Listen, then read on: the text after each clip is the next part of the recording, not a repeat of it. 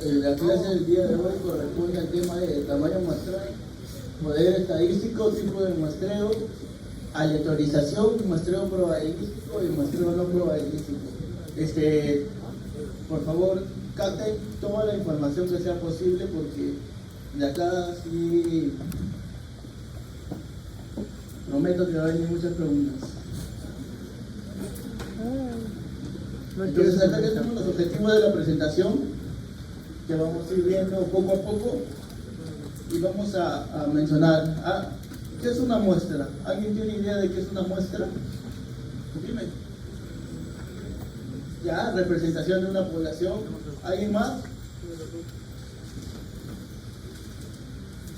Básicamente una muestra viene a ser la representación, como su compañero menciona, de una población. Cuando ustedes van al mercado y quieren comprar uvas, agarran una uvita y prueban, ¿no?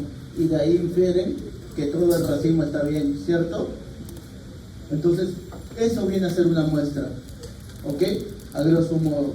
Es igual, nosotros vamos a agarrar un grupo o un porcentaje de una población, la cual vamos a analizarla, y de ese grupo o ese porcentaje de población vamos a inferir cómo se encuentra el total. ¿Me dejo entender?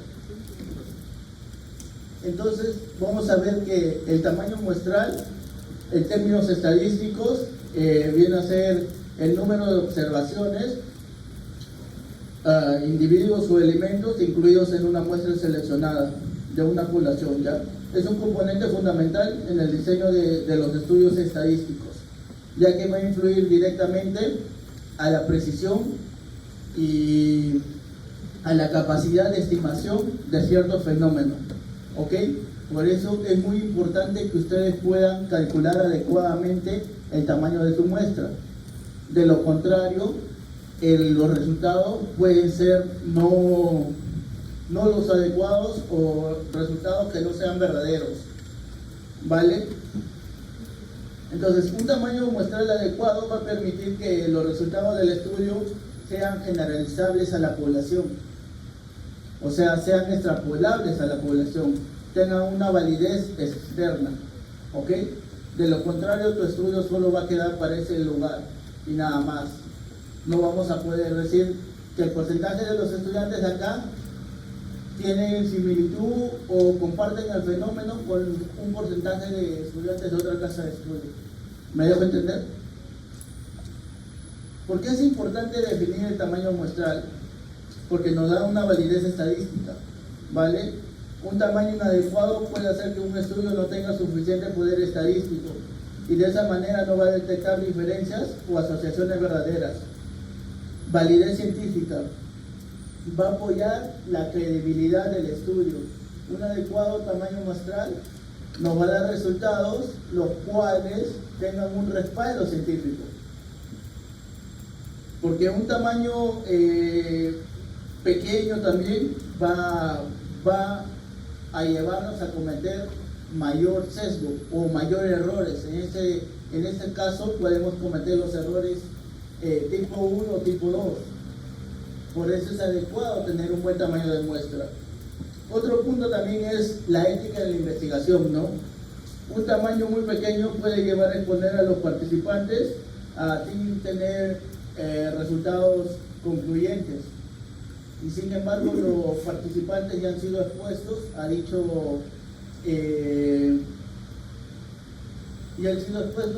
fenómeno, por decirlo así, o a dicho fármaco, etc. Entonces, de esa manera podemos dañar la integridad física, mental de un individuo e ir contra la ética.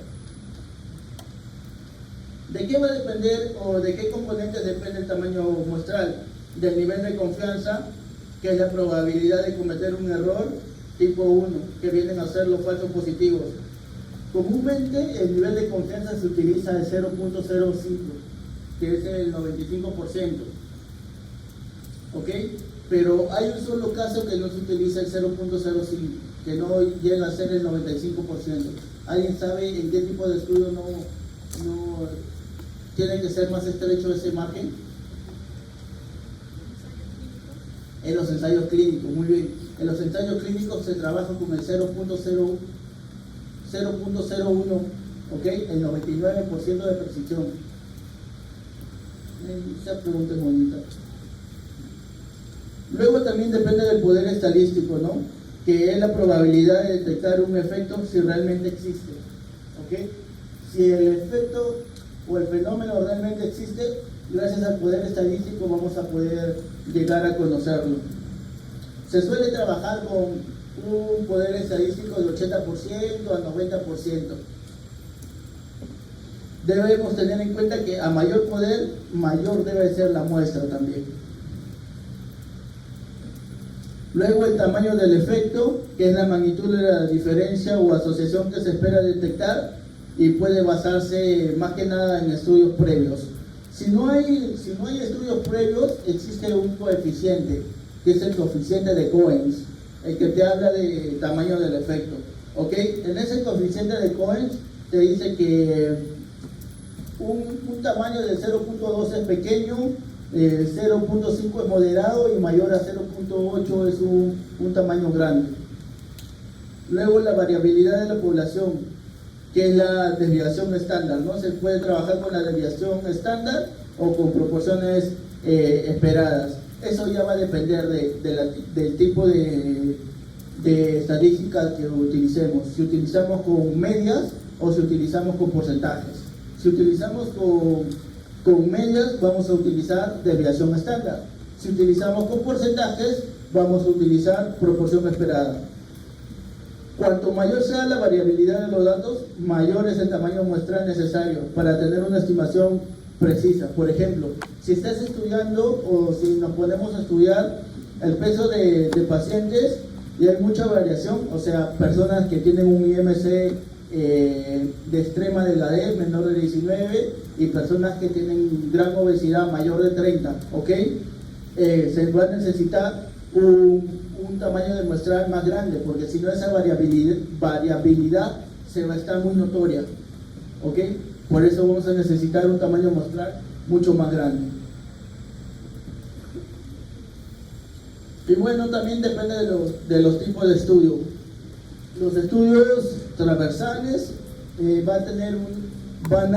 van a hallar de diferente forma la muestra a los estudios de casos sin controles, cohortes, experimentales, etc.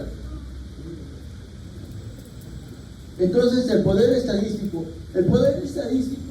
viene a ser la probabilidad de que una prueba estadística detecte una diferencia real cuando ésta existe. O sea, la capacidad de poder evitar un error tipo 2. En términos simples, el poder estadístico es si hay un efecto verdadero, o sea, si el efecto es verdadero, ¿qué tan probable es que nuestro estudio lo logre identificar? O sea, si el efecto está ahí, si es verdadero, ¿qué tan probable es que cuando tú realices el estudio llegues a identificar dicho efecto? ¿Vale? De eso viene a ser el poder estadístico. El poder estadístico lo puedes utilizar antes del estudio o después del estudio. Antes del estudio es para poder para poder calcular el tamaño muestral. Sin embargo, después del estudio nos ayuda a interpretar resultados, pero tenemos que tener en cuenta también porque es un arma de doble filo. Aquí quiero decir, o qué viene a decir esto. Muchas veces algunos estudios realizan un tipo de muestreo que no es el adecuado para poder tener una inferencia o para poder tener una extrapolación estadística, ¿ok? Entonces lo que utilizan algunos investigadores es realizar una potencia estadística o el poder estadístico para que te diga que este estudio realmente está midiendo el efecto que tú deseas, ¿ok? Entonces lo suelen utilizar más que nada posteriormente ejecutado al estudio, más que para calcular la muestra.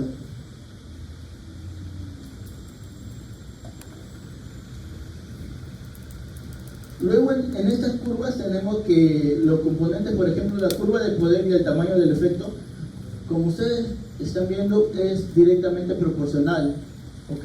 Mientras que el tamaño del efecto sea más grande, el poder estadístico también va a ser más grande.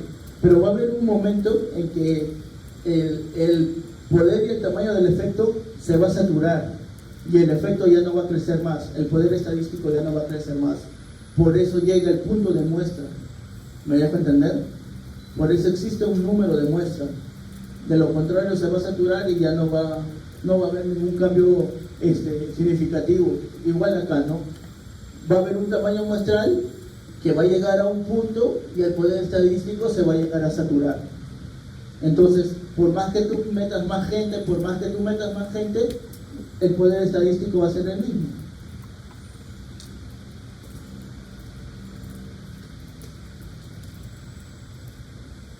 Entonces, vienen a ser los errores en la estimación de tamaño muestral.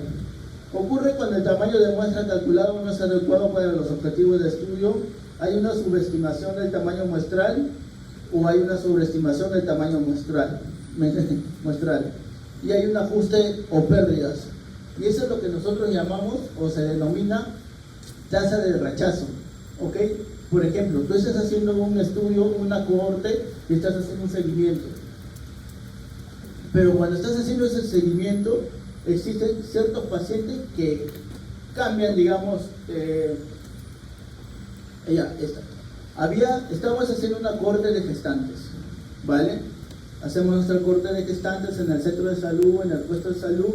Sin embargo, digamos que tienen mayor posibilidad económica y migran a continuar sus controles prenatales a una clínica. Entonces yo pierdo esas gestantes para mi investigación. ¿Me dejo entender? Ya no hay el seguimiento porque se han ido a otro establecimiento. Entonces lo que yo tengo que tener ahí es una tasa de rechazo o una tasa de pérdida. Y esa tasa de rechazo o pérdida se calcula con un n ajustado para un n calculado sobre 1 menos la proporción. La proporción esperada de pérdidas siempre lo vamos a ver en estudios previos, ¿ok? En estudios previos o también lo podemos observar en estudios pilotos. De esa manera vamos a tener en cuenta cuántas personas pueden rechazar nuestro estudio, por decirlo así. Luego tenemos los tipos de errores, la subestimación, que viene de falta de poder, resultados inválidos, los problemas éticos. Eso es lo que decimos, ¿no? Cuando nosotros subestimamos nuestro tamaño de muestra, o sea, hacemos menos personas de lo que realmente debemos llegar a ser, estamos no en un estudio,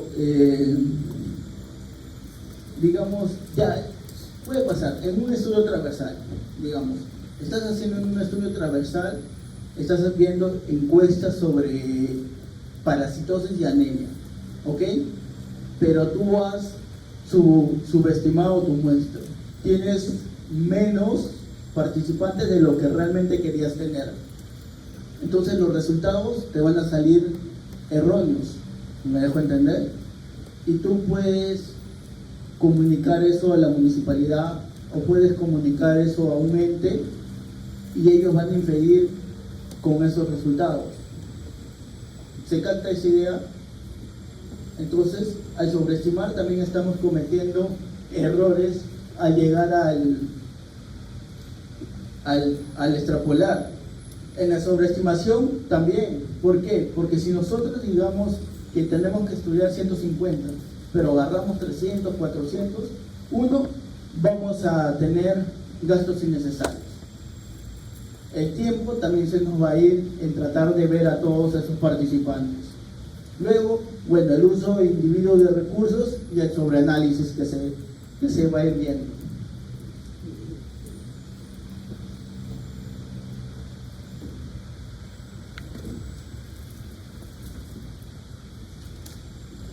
Por ejemplo, en la sobreestimación podemos ver que un estudio necesita 300 personas para detectar un cambio de presión arterial, pero recluta 1000 personas. Puede encontrarse diferencias mínimas, ¿ok? Cambios de 1 milímetro por mercurio, 0.5 milímetros por mercurio, etcétera, que no van a tener relevancia clínica, pero estadísticamente va a parecer importantes. O sea, porque hay un P menor a 0.05, van a decir que hay una asociación y que tiene una estadística significativa. ¿Me dejo entender? Pero clínicamente no tiene nada que ver. ¿Por qué? Porque cuando tú también agarras y agrandas tu muestra, el valor P va a ir variando. ¿Ok? Entonces puedo ver que pesques por ahí que se asocien significativamente. Sin embargo, viéndolo del punto de vista clínico, no va a tener ninguna razón de ser. Y eso es lo que se ha visto en muchos estudios. Entonces, el tamaño de muestral, que viene a ser el número de participantes o unidades necesarias en un estudio para alcanzar resultados válidos y con suficiente poder estadístico, vamos a poder hallarlo de diferentes formas, ¿vale? Tenemos que tener en cuenta que cada estudio o cada tipo de estudio, ya sea su naturaleza por su temporalidad longitudinal o transversal, va a tener una forma de poder hallar el cálculo de tamaño de muestra. No es que a todos vamos a agarrar y ponerle proporción, o a todos vamos a agarrar y vamos a ponerle casos y control, ¿ok? Cada estudio tiene una razón de sí. Por ejemplo, la comparación de proporciones se usa cuando se quiere comparar la frecuencia de un evento entre dos grupos, ¿no? Compara si una nueva vacuna es más efectiva que otra. El estudio de prevalencia es para estimar cuántas personas tienen una característica o enfermedad, que sobre todo se ve en los estudios transversales, ¿no? Luego viene la regresión logística y múltiple. Entonces, el tipo de muestreo y aleatorización, vamos a tener en cuenta que el muestreo es el proceso mediante el cual se va a seleccionar un grupo representativo de individuos, objetos o también eventos, ¿ya? A partir de un conjunto mayor que viene a ser la población, para estudiar sus características y sacar conclusiones. ¿Qué finalidad tiene? La finalidad del muestreo que nos va a llevar es poder obtener la información útil sobre una población sin necesidad de tener que estudiarla por completo. ¿Ok? Entonces, de esa manera vamos a tener el poder de llevar a extrapolar dichos resultados. Otro punto es ahorrar tiempo, recursos y costos, ¿no? Especialmente cuando hay o existen poblaciones muy grandes. Y aparte también nos ayuda a lograr resultados precisos y confiables. Eso sí, si la muestra es bien seleccionada, ¿no? De lo contrario, no. Los errores muestrales versus los errores no muestrales. Los errores muestrales van a ser inherentes al hecho de trabajar con una muestra y no con toda la población. ¿Ok?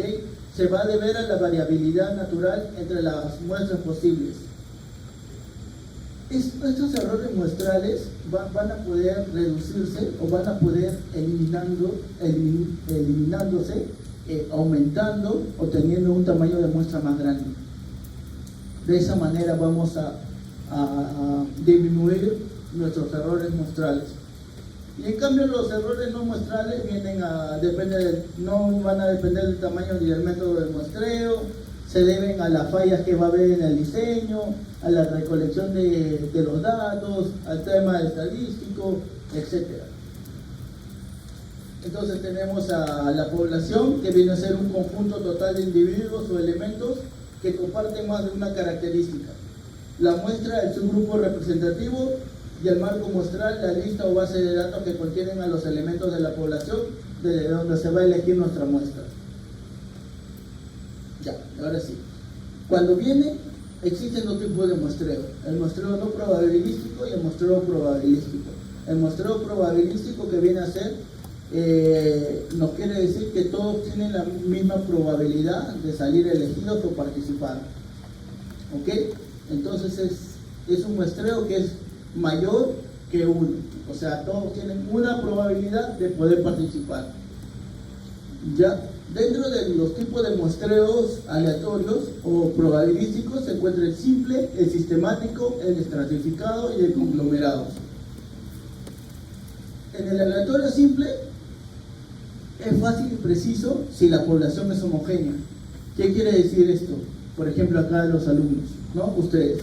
Entonces yo quiero hacer un muestreo aleatorio simple, hago un sorteo y me sale, digamos, la carpeta 5, la carpeta 6, 8, 9, 10. ¿Ok? Entonces, va a ser difícil si la población es grande o dispersa. Se puede utilizar en ensayos clínicos, estudios en poblaciones pequeñas y accesibles. Luego viene el sistemático. Es rápido y práctico, pero va a haber sesgos si existe una periodicidad oculta. Encuestas de pacientes clínicas, listas ordenadas, etc.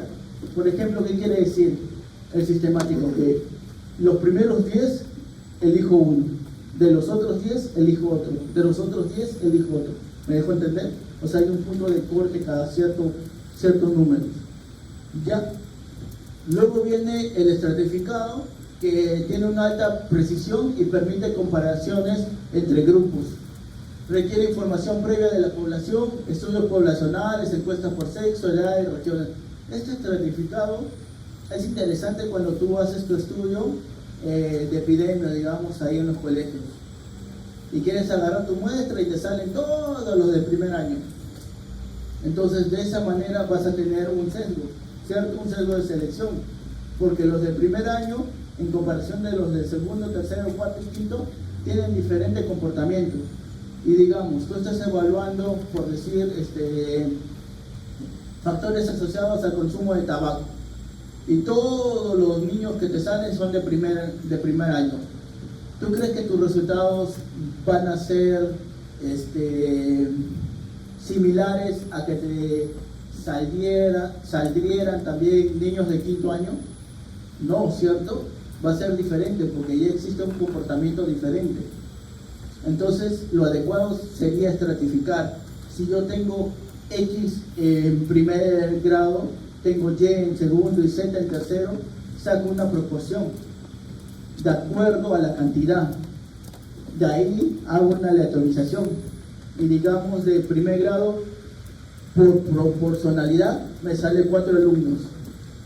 Esos 4 alumnos agarro y ya, acá están. Luego, por proporcionalidad, de segundo año me salen 6 alumnos. Luego, por proporcionalidad, de tercer año me salen 5 alumnos. Ahí voy a tener una muestra representativa. ¿Me dejo entender? Un ejemplo clásico y horrible es de los congresistas. Lima, ¿cuántos curules tiene? Por proporcionalidad, muchos, ¿no? Huancavelica, por proporcionalidad, tiene 2 o 3 curules. ¿Me dejo entender? Entonces, de ese punto vamos a ir viendo. Luego vienen los conglomerados. Es económico, útil en grandes áreas, menor precisión, requiere ajustar el tamaño muestral. ¿Ok? Y sobre todo se hacen estudios nacionales, investigaciones en zonas rurales o comunidades. Por ejemplo, yo hago un estudio con conglomerados en asentamientos humanos, que son poblaciones grandes. Y quiero ver algún fenómeno que está ocurriendo en dichas poblaciones.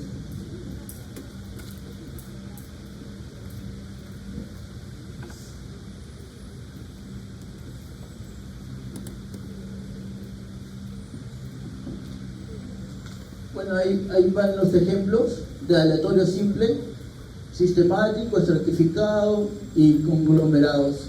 ¿Ya? Eso sí, ténganlo en cuenta porque no vaya a ser. Luego viene el muestreo no probabilístico. El muestreo no probabilístico es aquel donde no todos tienen la misma probabilidad de poder participar. Existe conveniencia, cuotas, intencional o deliberado y bola de nieve. Por conveniencia es aquel muestreo que nosotros vamos a ir, digamos, hoy día sábado, realizan ecografía en el centro de salud Alfa y Omega, digamos, ¿ok? Y van todas las gestantes, y yo estoy haciendo mi estudio de gestantes. Entonces yo voy al centro de salud porque me conviene este día, ¿cierto? Entonces ella me conviene porque está gestando y va a aceptar mi estudio. Entonces, le doy la encuesta. A ella también, ¿Me dejo entender? Entonces eso viene a ser por conveniencia. Por cuotas representa a ciertos subgrupos, pero no va a tener aleatoriedad, ¿ya? Ninguno de estos va a tener una aleatorización y hay posibles sesgos. Intencional o deliberado es de frente, voy y le tomo a cierta persona que cumple con las características que yo quiero en mi estudio que pueda participar. Es muy diferente al de por conveniencia. ¿Por qué? Porque en el deliberado intencional, esa persona que le voy a dar la encuesta cumple con los criterios que yo quiero para mi trabajo, ¿vale? En cambio, por conveniencia no necesariamente va a cumplir los criterios. Luego viene el de bola de nieve, que por ejemplo yo le doy la encuesta a la persona X y le digo, oye, llama a tus amigos que tienen la misma condición o que tienen similares características de las que tú tienes. Entonces va llamando y se va formando la bola de nieve.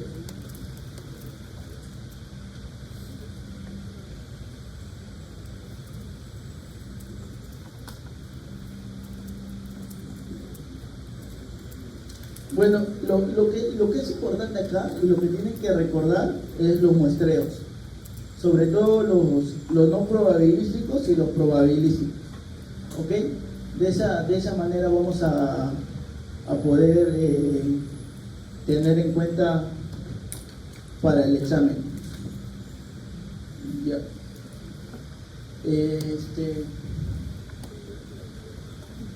¿La doctora ha hecho repaso? Sí. ¿De mis temas ha hecho también?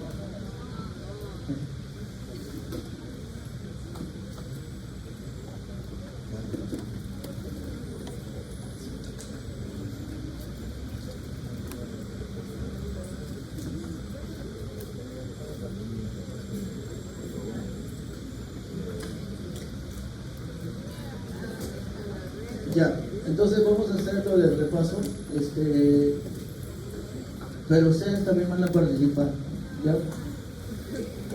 A ver, yo traje acá unas preguntas.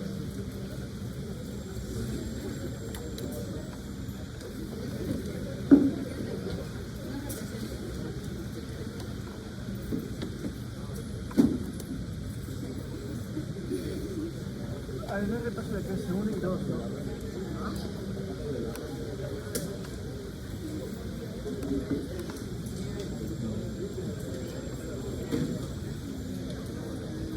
A ver,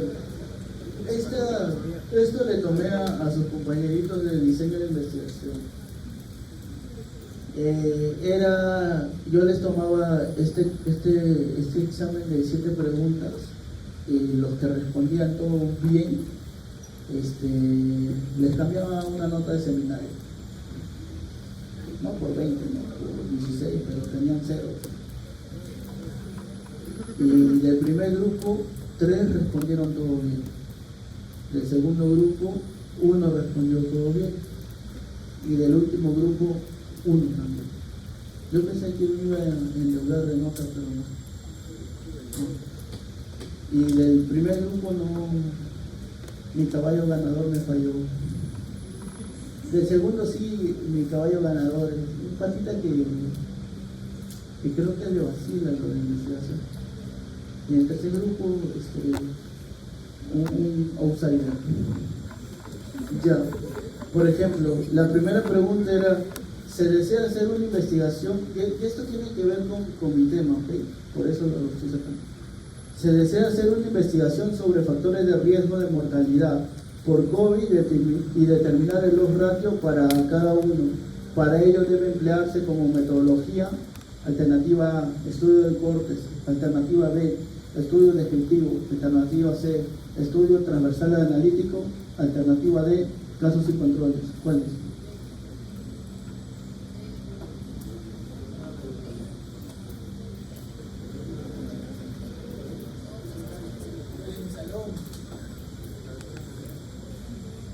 ¿Cuál es sea, nosotros cuando tenemos los estudios tenemos que recordar, ¿cierto? Va a haber, según la temporalidad, tenemos los diseños de estudio. Tenemos estudios transversales y estudios longitudinales, ¿ok? En los estudios longitudinales tenemos estudios retrospectivos, ambispectivos y prospectivos. Los retrospectivos vienen a ser los casos y controles, ¿vale? Los ambispectivos y los prospectivos pueden ser las cohortes, pero también existen cohortes que son retrospectivas, ¿me dejo entender? Pero ¿en qué diferencia un caso de control con una cohorte retrospectiva? ¿En qué diferencia?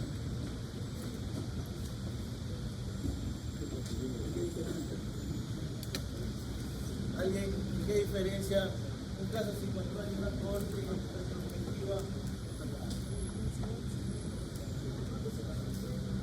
Ya, ¿qué más? ¿Qué tiene que ver usted? No, en la corte también hay grupo de comparación. Tiempo, los dos son temporalidad.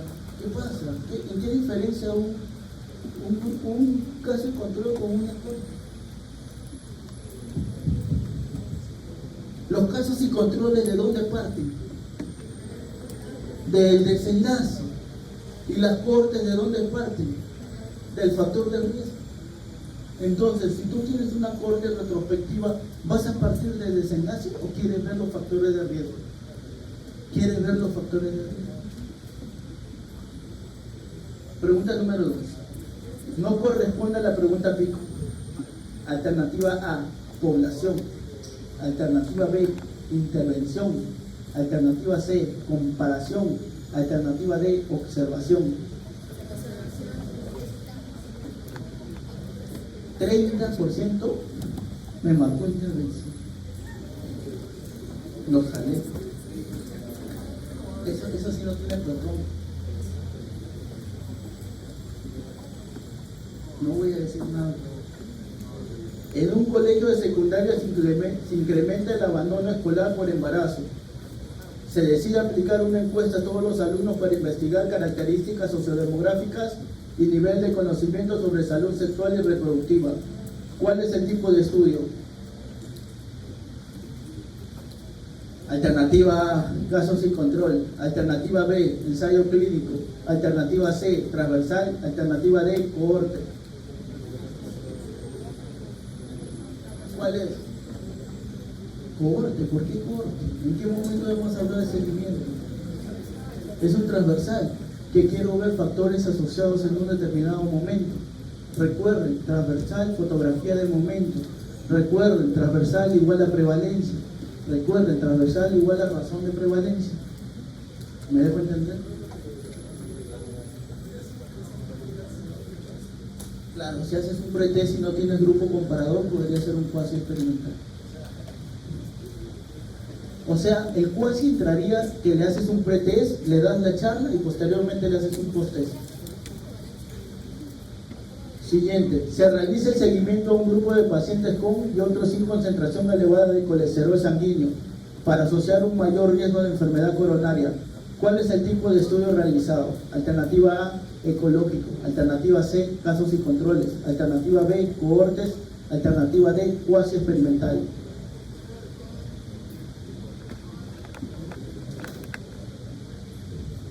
Cohortes, muy bien, pensé que ahí varios se confundieron y marcaron casos y controles, pero bien claro te dice seguimiento con y otros sin concentración elevada de colesterol. O sea, el colesterol viene a ser la exposición que tiene para que esta persona desarrolle enfermedad coronaria.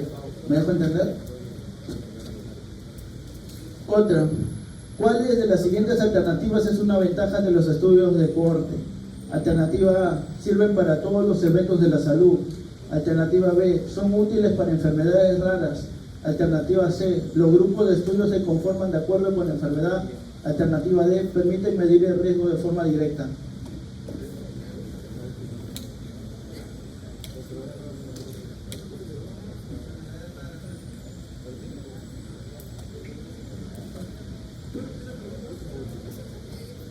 ¿Cuál de las siguientes alternativas es una ventaja de los estudios cohorte?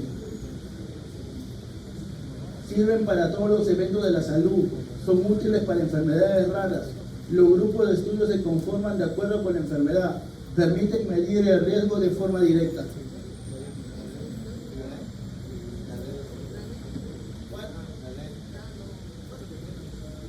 La D, ¿no? ¿Por qué? ¿Son útiles para enfermedades raras? ¿Qué estudios son útiles para enfermedades raras? Los casos y controles. Muy bien. Los grupos de estudios se conforman de acuerdo con la enfermedad. Pero, ¿qué tipo de estudios parten de la enfermedad? Los casos y controles. Muy bien. ¿Permiten medir el riesgo de forma directa? ¿Permite medir el riesgo de forma directa? Sí, ¿cierto? Porque va a haber una temporalidad. Puede haber factores asociados o factores de riesgo que van a poder desarrollar un desenlace. La pregunta más fácil. ¿Cuál de los siguientes estudios epidemiológicos se aplica para conocer la prevalencia de una enfermedad en la población? Transversal. La otra pregunta más fácil. ¿Los estudios de cohorte pueden ser clasificados como? Retrospectivo, ambifectivo y prospectivo, ¿no? Bueno, y solo 4 alumnos, 5 alumnos asistieron. Con mi grupo también voy a hacer eso hoy día. Ahí tengo preguntas. Veremos. Ya. Luego la primera parte tienen que recordar bien. Nos han dicho que tenemos que hacer preguntas directas para que no haya confusión. O sea, por ejemplo, ¿qué herramientas nos sirven para los estudios transversales? Para hacer lectura crítica de los estudios transversales. ¿Qué herramienta o qué guía nos ayuda para hacer reportes de casos? ¿No? ¿Y para los transversales? Si por las puras hago mi cuadrito. O sea, van a venir preguntas de ese tipo directas, como también van a venir preguntas formuladas, las cuales van a tener que leer, y si se confunden en el tema de que ven seguimiento y luego ven factores, ustedes le ponen casos controles o los ponen cohortes, entonces de ese punto puede haber algún percance. ¿Me dejo entender?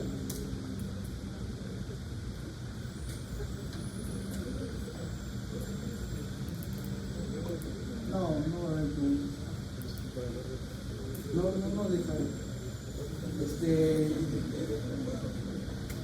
Va lo de causalidad.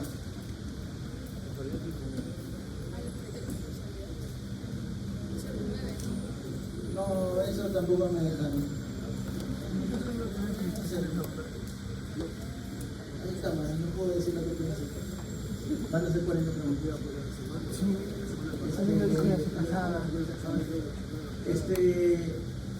Miren bien el tema de temporalidad, gradiente biológico, plausibilidad biológica, ¿qué más hay? ¿Qué más hay? Falta de asociación y todos esos, ¿ok? Porque les puede venir ejemplos.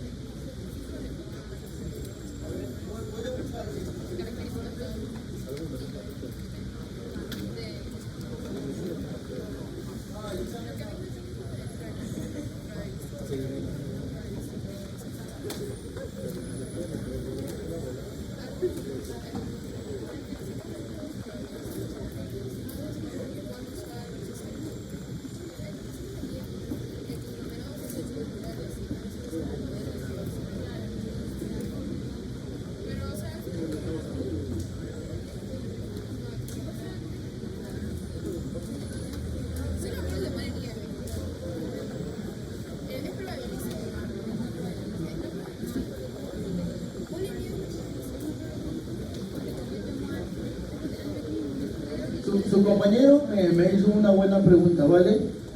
Me dice, doctor, ¿por qué en enfermedades raras no puede ser series de casos? ¿Ok? Muy buena pregunta. Yo podría agarrar por series de casos si quiero dar a conocer dicha enfermedad. Y la serie de casos que me van a ayudar a generar una hipótesis. Y esa hipótesis me va a dar una pregunta de investigación. ¿Ok? Y entonces, a partir de esa pregunta de investigación, yo puedo conllevar y tener un objetivo. Y lo puedo transformar para realizarlo en un estudio de casos y controles. El estudio de casos y controles lo que me va a ayudar es ver qué factores han desencadenado dicha enfermedad. ¿Me dejo entender? O sea, en el reporte yo lo doy a conocer, en la serie yo lo doy a conocer. Pepito, Juanito tiene 7 dedos, bla, bla, bla, nació tal, su mamá, pum, tiene colita de chancho. ¿Ok? Pero yo, en el caso de control, voy a ver a Pepito, Juanito con 7 dedos y cola de chancho, ¿qué ha pasado hacia atrás para que él salga así? ¿Me dejo entender?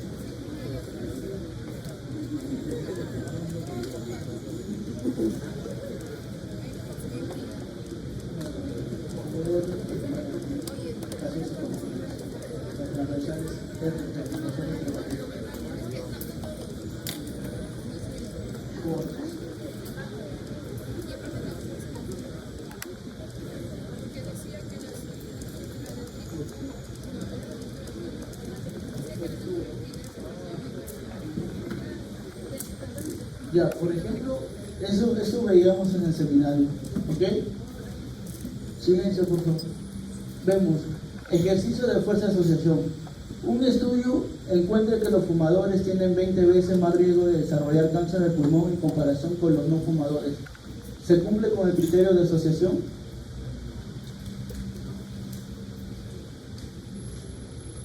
O se supone que la próxima semana se cumple, ¿cierto?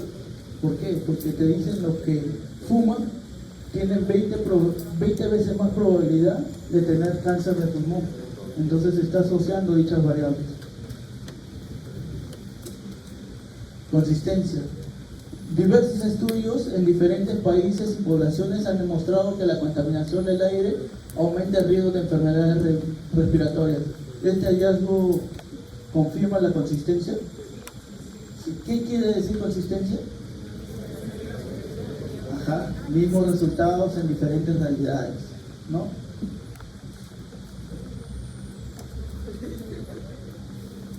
Entonces así.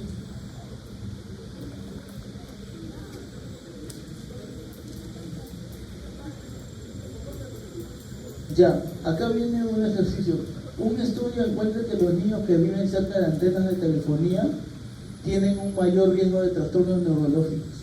Sin embargo, otros estudios no han encontrado una relación clara y los mecanismos biológicos no están bien definidos. ¿Qué criterios se deben analizar antes de concluir que la radiación de las antenas causa estos trastornos?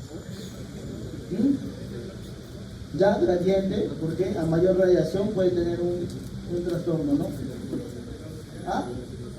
Plausibilidad, ¿cierto? ¿Por qué? Porque en la biología queremos ver si ciertas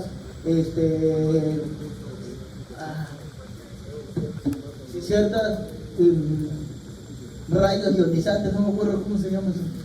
Ya bueno, sustancias ionizantes pueden causar, ¿no? ¿Ah? Temporalidad, no vamos a tener el chibolo ahí en un año, ¿no? Pero sí podría ser viéndolo en el tema de experimental, sometiendo a las ratas o sometiendo a cierto animalito a las antenas y ver su comportamiento. Entonces, ven, ya vienen preguntas más estructuradas, ¿ok? Así puede venir. ¿No? Y acá nos habla consistencia para ver si existen estudios similares en otro lado, plausibilidad biológica y evidencia experimental, ¿no?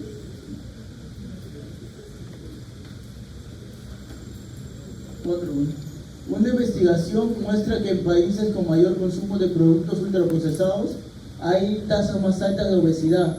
Sin embargo, el estudio no considera factores como la actividad física y el acceso a alimentos frescos.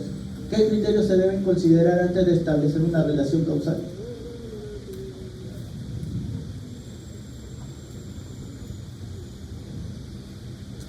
Entonces ahí podemos ver la especificidad, ¿no?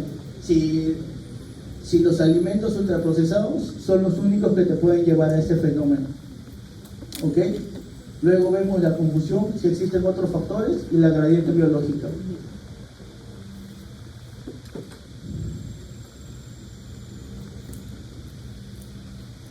¿Ves? Un nuevo fármaco para la diabetes reduce los niveles de glucosa en modelos animales, pero aún no se han probado en humanos. ¿Qué criterios de causalidad refuerzan el posible efecto en humanos? La gradiente biológica, ¿no? Ya sabemos ya que existen fármacos que nos llevan, ¿no?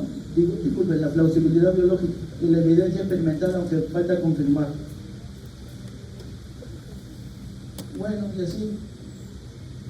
A ver, los trabajadores expuestos a pesticidas tienen tasas más altas de cáncer de piel.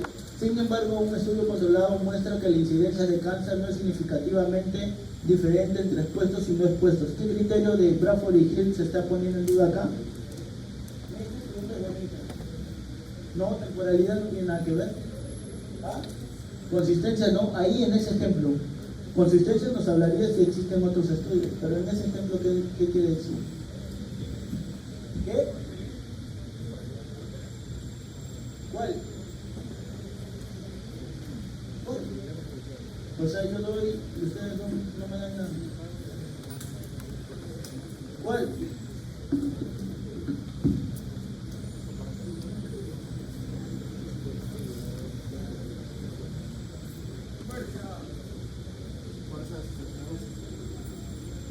Fuerza de asociación.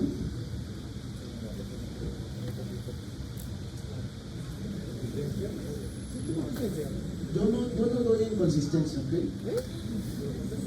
Yo lo que doy es en especificidad. Porque si puede ver si solo ese agente te puede causar dicho defecto. O es multifactorial. ¿Me dejo entender? O sea, en términos de consistencia, si existen o no existen estudios, podría ser, pero el punto más fuerte que veo yo ahí es el tema de especificidad. Bueno, luego también podría venir así.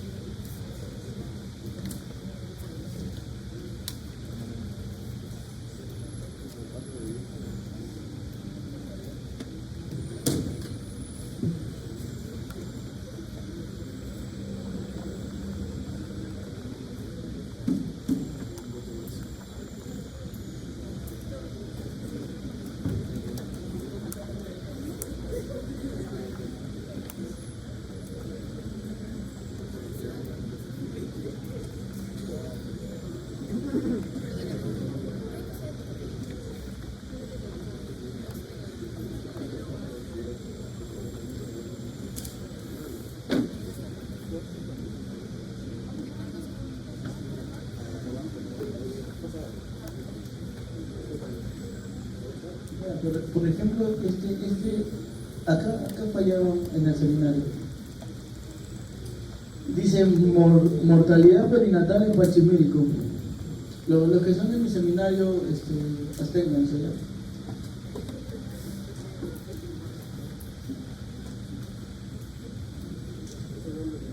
Acá habla de mortalidad perinatal en Huachimilco. O sea, mi idea de tomarles el examen era así. Por ejemplo, ponerles este resumen, ponerle qué tipo de estudio es. Y van a ver que no es difícil. O sea, bueno, la mortalidad perinatal es un indicador que refleja el impacto de la atención materno-infantil en un país. Este estudio representa 9 casos de la mortalidad perinatal ocurridos en el municipio, bla, bla, bla. La información se obtuvo de los informes de auditoría. La madre de los fallecidos tenían entre 17 y 43, bla, bla, bla, bla, bla. La mayoría de muertes perinatales ocurrieron antes del parto de causas desconocidas, bla, bla, bla. Se requieren de nuevos estudios para determinar los principales factores que influyen en las muertes perinatales. ¿Qué tipo de estudio es? Lo siento, ¿qué saben? ¿Qué tipo de estudio es?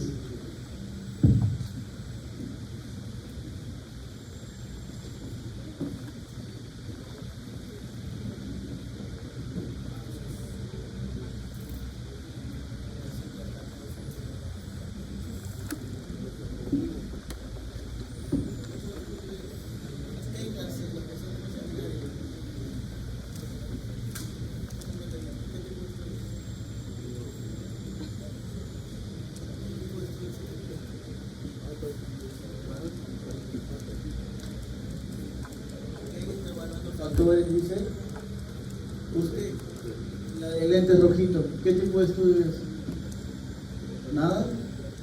Usted, señorita, ¿qué tipo de estudio es? Usted, caballero, ¿qué tipo de estudio es?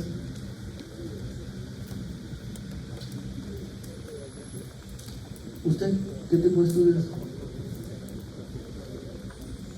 Dame dos argumentos porque es reporte de casos. Ya, es más fácil presentarme el caso. Otro.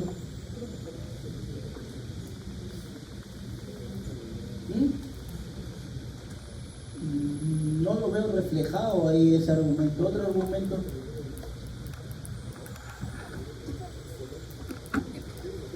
Lo acabamos de decir, ¿no? Uno de los argumentos, como bien menciona su compañero, es que habla de 9 casos. Ya, te regalo. Ya. Olvídense del punto de corte, de serie, reporte de casos, que algunas literaturas dicen más de 10 es serie de casos, menos de 10 es reporte de casos. ¿Vale? Pero acá, lo que estábamos hablando, y lo que dijimos, ¿qué te ayuda la serie de casos o los reportes de casos? A crear hipótesis. ¿Qué dice acá? Se requiere de nuevos estudios para determinar los principales factores que influyen en la muerte perinatal. Entonces, ya tenemos una hipótesis. Y quiere ver qué ha pasado en ese cuerpo para que haya esa muerte. ¿Cuál sería el estudio propicio que continuaría? Yo te pondría, la pregunta número 8, ya. Pregunta número 9. De la pregunta anterior, ¿qué estudio sería la mejor opción para ver los factores que desencadenaron las muertes perinatales? ¿Qué estudio es? ¿Qué estudio es?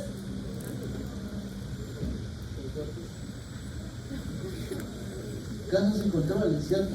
Si ya tengo el desenlace, ya tengo la muerte y quiero ver qué factores vienen a ser. ¿Ves? Bonito era el examen así, pero no. Ellos quieren que te pregunte qué medidas de asociaciones para los estudios transversales y programas y más de RP.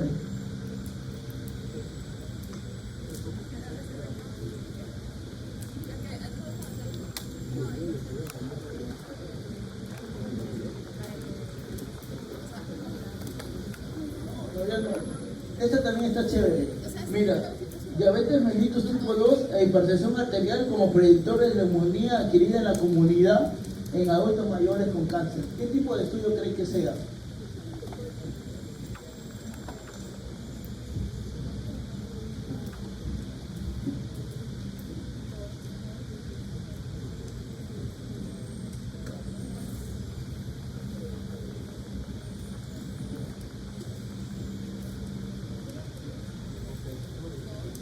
¿Qué quiere ver?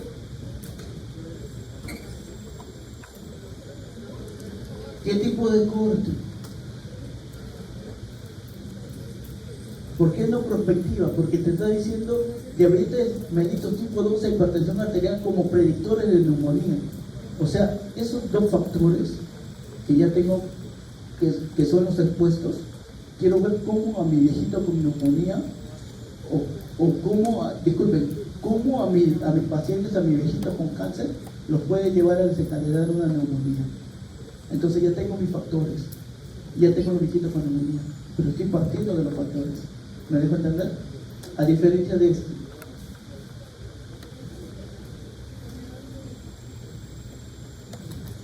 Es igual, ya, ¿qué tipo de estudio es? Transversal, ¿cierto? Desde el título. ¿Ves? Yo te pondría eso y te apuesto que unos cuantos marcarían otro tipo de estudio.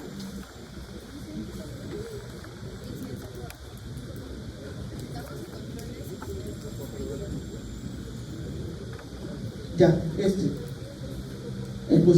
molecular, a partículas, a materias. Ya bueno, y desarrollo inteligente. Ya, ¿cómo sería? ¿De qué está partiendo, claro? De la enfermedad, y está yendo hacia atrás, es casos sin controles. Hasta los de mi seminario dicen, Dios mío.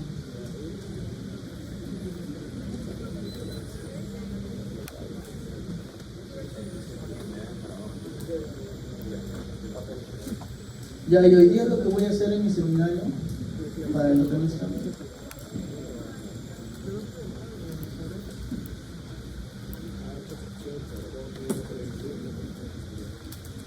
por ejemplo, esto. Voy a preguntar, pero... Un investigador quiere conocer la comprensión lectora en estudiantes de medicina. De primer año selecciona al azar 40 estudiantes de una lista completa de 200. ¿Qué tipo de muestreo es? Ya, probabilístico, ya, pero dime el nombre y apellido, pues. El nombre y apellido, aleatorio probabilístico.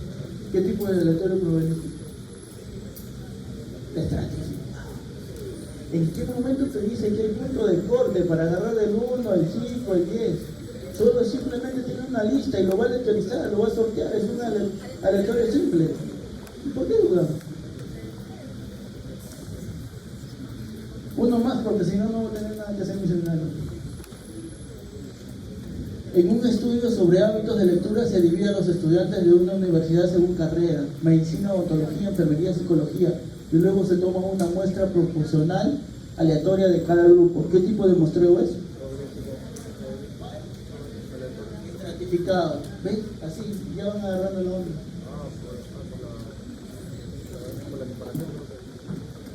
Ya, y así es como puede venir alguna pregunta. ¿Ok? Bueno, eso es todo.